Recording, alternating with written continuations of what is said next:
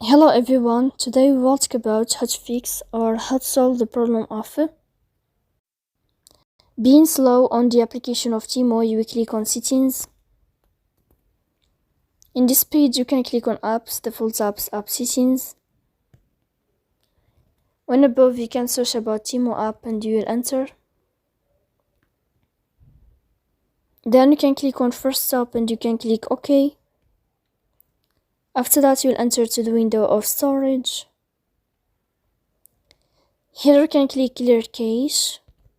Don't click clear data because that can delete your account. In the end you can turn off your Wi-Fi and you can turn on your Wi-Fi again to fix that problem. So please don't forget to support us by like and subscribe. See you next time in another video, and thank you for your attention and your watching.